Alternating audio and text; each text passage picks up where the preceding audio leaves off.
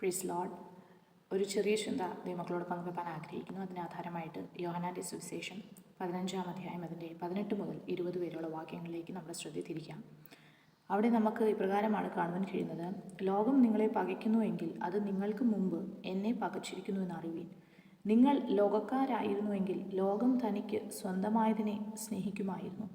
എന്നാൽ നിങ്ങൾ ലോകക്കാരായിരിക്കാതെ ഞാൻ നിങ്ങളെ ലോകത്തിൽ നിന്ന് തിരഞ്ഞെടുത്തത് കണ്ട് ലോകം നിങ്ങളെ പകയ്ക്കുന്നു. ദാസൻ യജമാനേക്കാൾ വലിയവനല്ല എന്ന് ഞാൻ നിങ്ങളോട് പറഞ്ഞ വാക്ക് ഓർപ്പിൻ.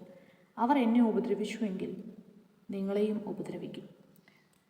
ഇവിടെ യേശു കർത്താവ് തൻ്റെ ശിഷ്യന്മാരോട് പറയുകയാണ്, നിങ്ങൾ ലോകക്കാരല്ലാത്തത് കൊണ്ട്, ഞാൻ നിങ്ങളെ ലോകത്തിൽ നിന്ന് തിരഞ്ഞെടുത്തത് കൊണ്ട് ലോകം നിങ്ങളെ പകയ്ക്കും. അപ്പോൾ യേശു കർത്താവ് അവിടെ പറയുന്ന വളരെ ശ്രദ്ധേയമായ ഒരു വാക്കിങ്ങനെയാണ്: ലോകം നിങ്ങളെ പകയ്ക്കുന്നുവെങ്കിൽ അത് നിങ്ങൾക്ക് മുൻപേ എന്നെ പകച്ചിരിക്കുന്നു എന്നറിയുവിൻ. നമ്മൾ ഈ ലോകത്തിലായിരിക്കുമ്പോൾ പലപ്പോഴും പലരും നമ്മളെ പകയ്ക്കാറുണ്ട്, പലരും ദ്വേഷിക്കാറുണ്ട്. യോസേഫിൻ്റെ സഹോദരന്മാർ യോസേഫിനെ പകച്ചു. അവർ പകച്ചത് മറ്റൊന്നും കൊണ്ടല്ല, തൻ്റെ മേലുള്ള ആ ദൈവിക വിളി, കർത്താവ് തനിക്ക് നൽകിയ ദർശനം, കർത്താവ് തനിക്ക് നൽകിയ സ്വപ്നം, അതൊക്കെ കേട്ടപ്പോൾ അവരുടെ ഉള്ളിൽ ഒരു പക വരുവാനിടയായിത്തീർന്നു. നീ ഞങ്ങൾക്ക് രാജാവാകുമോ? നീ ഞങ്ങളെ വാഴുമോ? അതെങ്ങനെ സാധിക്കും എന്നൊക്കെ മാനുഷിക ബുദ്ധിയിൽ അവർ ചിന്തിച്ചിട്ട് അവർ യോസേഫിനെ പകയ്ക്കുകയാണ്.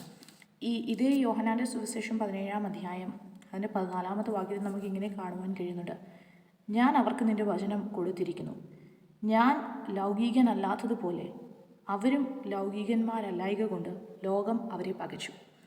അപ്പോൾ ഈ രണ്ട് ഭാഗങ്ങൾ നമ്മൾ മനസ്സിലാക്കി പഠിക്കുമ്പോൾ നമുക്ക് ഇപ്രകാരം കാണുവാൻ കഴിയുന്നു. യേശു കർത്താവ് പറയുകയാണ്, നിങ്ങൾ ലോകക്കാരല്ലാത്തത് കൊണ്ടാണ് ലോകം നിങ്ങളെ പകയ്ക്കുന്നത്.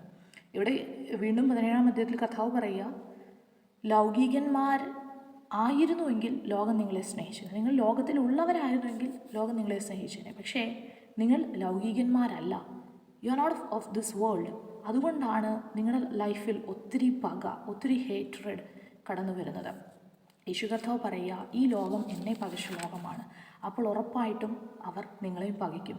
കർത്താവ് ഇപ്രകാരം പറയുന്നുണ്ട്: ദാസൻ യജമാനേക്കാൾ വലിയവനല്ല എന്ന് ഞാൻ നിങ്ങളോട് പറഞ്ഞ വാക്കോർപ്പിൻ. അവർ എന്നെ ഉപദ്രവിച്ചുവെങ്കിൽ നിങ്ങളെയും ഉപദ്രവിക്കും. സ്തോത്രം. യേശു കർത്താവിൻ്റെ അടുക്കൽ ശിഷ്യന്മാർ കർത്താവിൻ്റെ വരവിനെ, ലോകാവസാനത്തിലൊക്കെയുള്ള ലക്ഷണങ്ങളും അടയാളങ്ങളൊക്കെ ചോദിക്കുമ്പോൾ കർത്താവ് അവരോട് പറയുന്നുണ്ട്: എൻ്റെ നാമം നിമിത്തം എല്ലാവരും നിങ്ങളെ പകയ്ക്കും. സ്തോത്രം. ഒരപ്പൻ തൻ്റെ മകന് വിരോധമായി നിൽക്കുന്നു, ഒരമ്മ തൻ്റെ മകൾക്ക് വിരോധമായി.